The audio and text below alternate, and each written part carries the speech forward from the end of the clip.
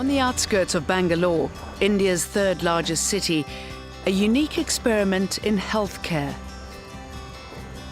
Narayana Hrudayalaya, the Temple of the Heart, a hospital with a difference, determined to make a difference. Here, profit and free medicine sit side by side. Allowing people to die from a disease which can be cured, where the solutions are available, is the greatest human right violation. 12 years ago, this was barren land, 25 kilometers and 2 hours drive from downtown Bangalore. To some, Dr. Shetty was either a crazy visionary or perhaps just crazy. I always wanted to build a large health city with 5,000 beds. And we all believe that the only way the cost of high-tech healthcare will come down is by economy of the scale. So we took a large plot of land on the outskirts of the city. When we built this hospital, believe me, there was no hotel here. Even to have a cup of tea, you needed to wait for 2-3 hours. There was a single lane road. It used to take more than 2 hours to reach, and people thought, I'm crazy to build a hospital in the outskirts of the city. We started here with 250 beds.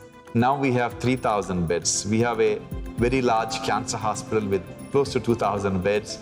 We have an eye hospital which can do 500 cataract surgery a day.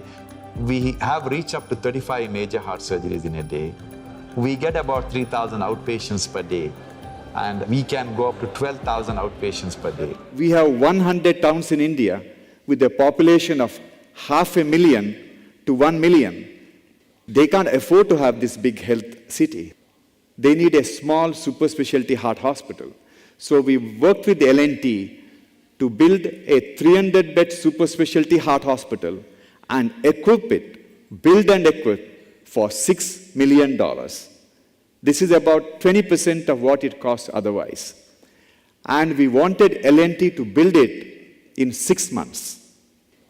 And sure enough, they built the hospital.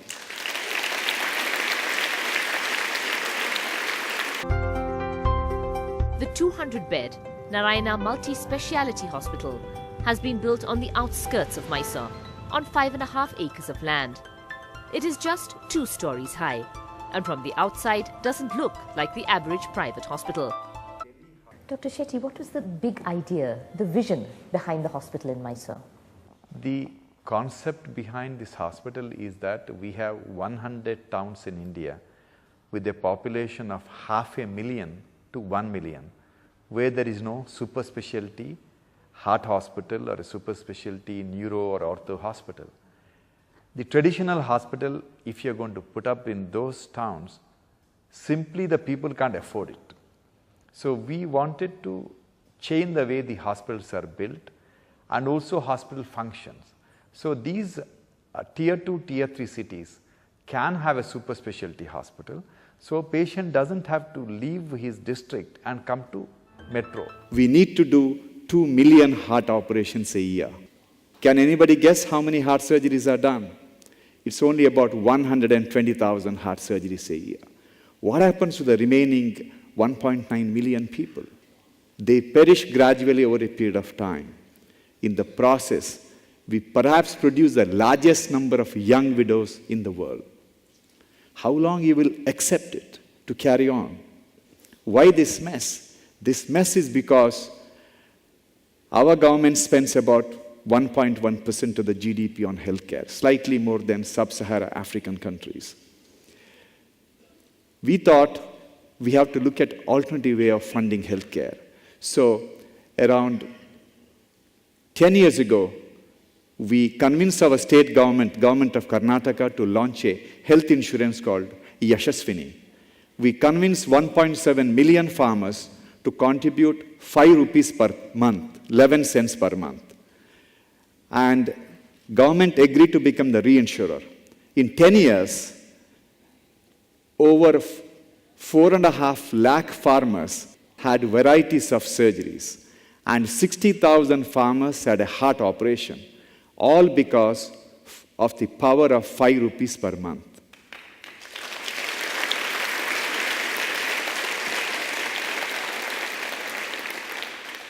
Now we are trying to convince our policymakers. We have 850 million mobile phone subscribers who are spending 150 rupees per month just to speak on the mobile phone. So if we can collect 20 rupees from each mobile phone subscriber, we can cover the healthcare of 850 million people.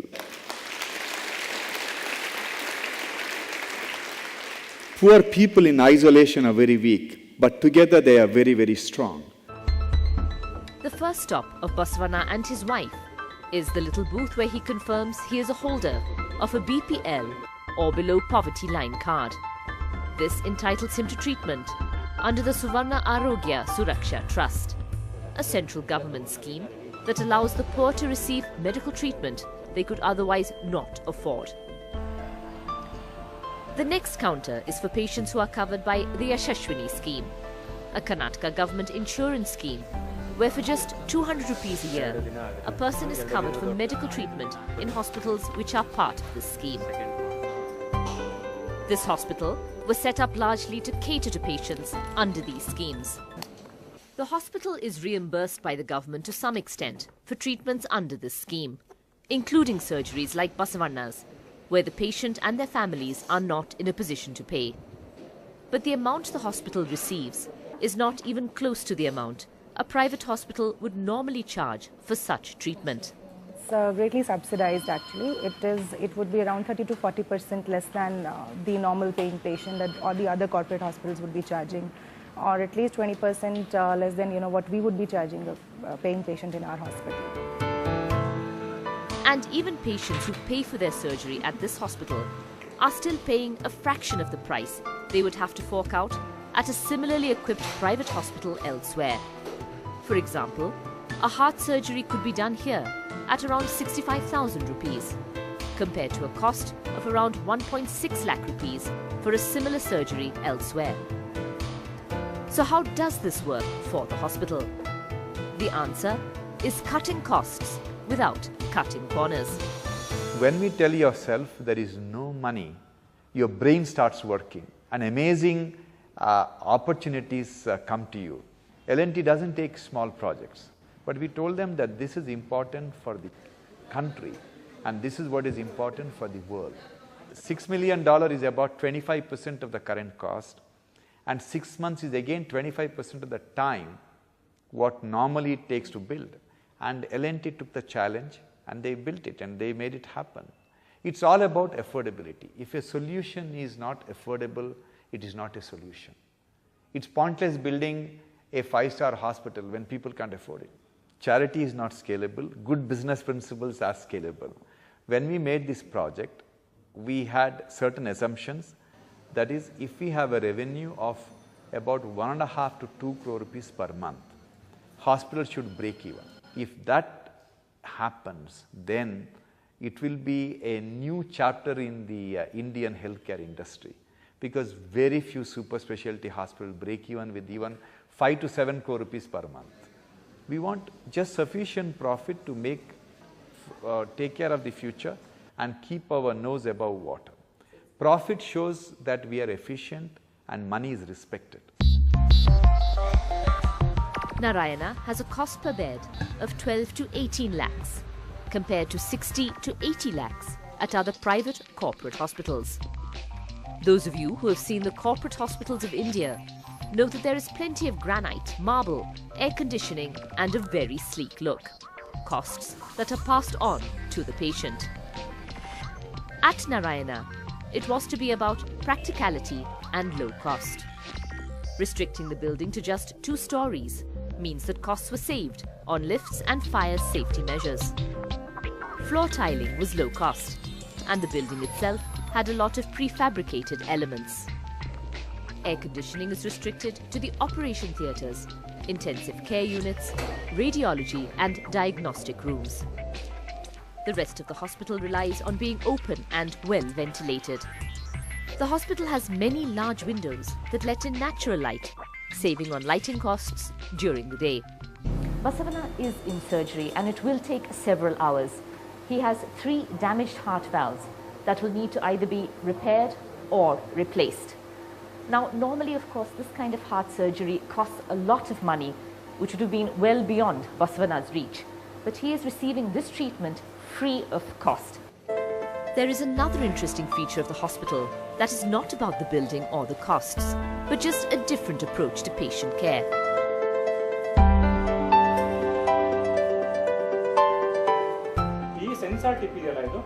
The companion care module has been designed in collaboration with Stanford University.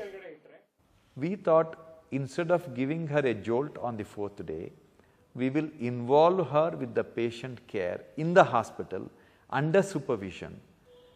Let her give the medicine watched by the nurse. Let her give the physiotherapy watched by the physiotherapist. Devi Prasad Shetty knows what it takes to preserve a life. This cardiac surgeon and his team have saved 17,000 of them. The mechanics, he says, are easy.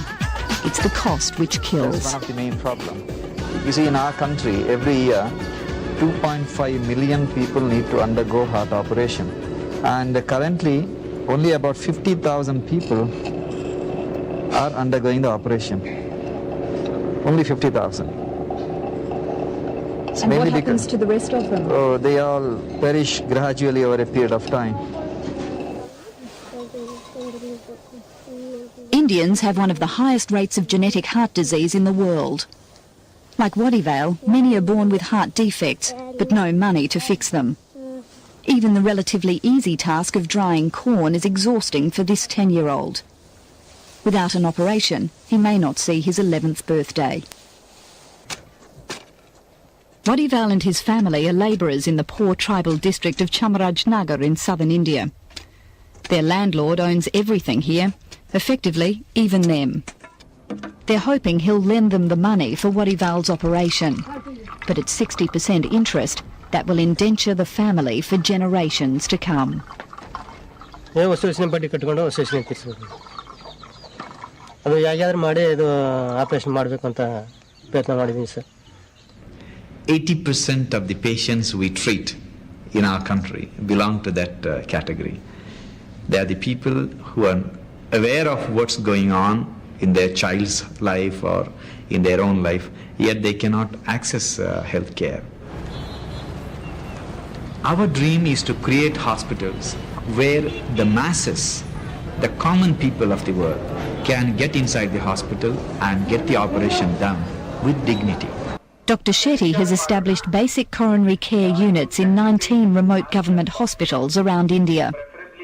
These are linked via satellite to his hospital in Bangalore, allowing him to consult patients who'd otherwise never access specialist medical advice.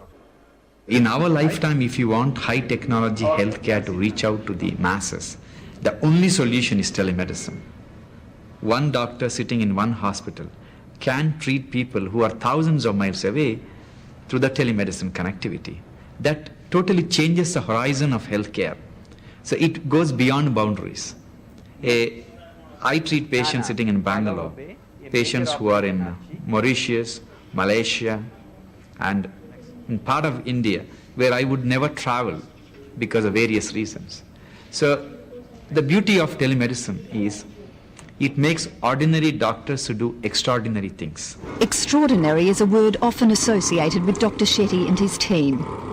Their reputation, like their telemedicine network, now extends well beyond their Bangalore headquarters. Almost every visitor to his office, from the Bishop of Mysore to this journalist from the London Times, receives the Shetty tour of the hospital and his thoughts on providing affordable health care. I just want to show, these are the hospitals in, we have 500-bed hospital in Hyderabad, 350 beds in Jamshedpur. India is likely to create 500 more new medical colleges within the next 5 years. Wow. That's the target. And we have a 700-bed hospital in Jaipur, we have 750 beds in Calcutta, and we are building a large health city with 5,000 beds in Ahmedabad.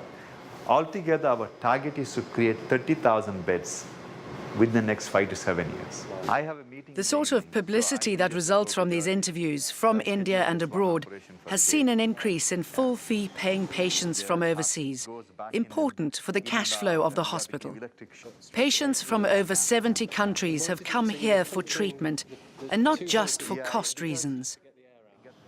My name's Brian Avalinsky. I'm from Conyers, Georgia, just outside of Atlanta, Georgia. I'm 57 years old. I'm married. I have a family. I'm managing my family's finances. Stock market is wild, especially right now, and you got to be 100% there. I want to be 100% there. Essentially, 3 years ago, we found that I had a aortic valve that was defective. I could go to a hospital in the States. I could go to the Cleveland Clinic, which is considered one of the best heart hospitals in the world. But in doing research on the hospitals that are available, Debbie Shetty's name kept on coming up, and Narayana Hrudayalaya. I researched them. I like their story. I like the fact that they do so many surgeries as they do. I feel that if I get a surgeon who does 3 valves in a day rather than 3 valves in a week, that he's going to be in the zone. And that's what I'm looking for, is someone who can give me a better outcome. I respect him like a saint. Yes, really. And our people in my country respect him also as saint. Syed Rahman is from Bangladesh. He's one of 300 patients at Narayana Hrudayalaya, Dr. Shetty's Bangalore Coronary Care Hospital. A quarter of the patients now come from Asian countries where heart operations are either not available or far more expensive. Doing the rounds can take hours. Everyone wants to express their gratitude. You are my savior. You are my God in flesh and blood. So I surrender my heart and soul to you.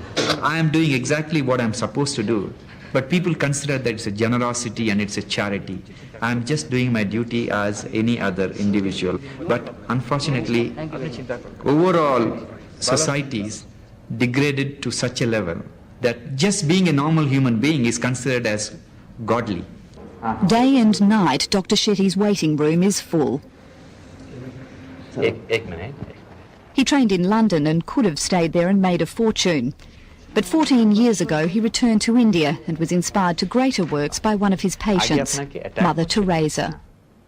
She is singularly responsible for the way we think today, as one of her very famous saying that the hand which helps is much more precious than the hand which prays.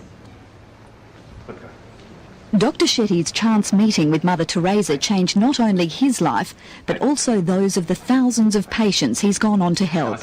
People like Vadivel, who's just arrived with his family from Chamarajnagar.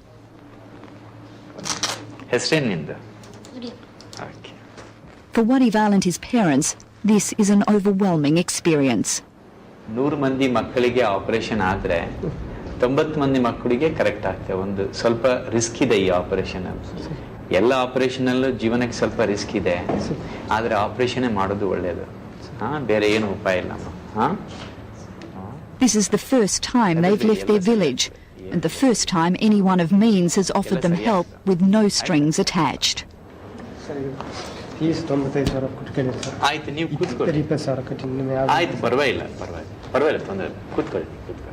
ಏನು ನಾವೆಲ್ಲ ಮಾಡ್ತೇವೆ ಅದ್ರ ಬಗ್ಗೆ.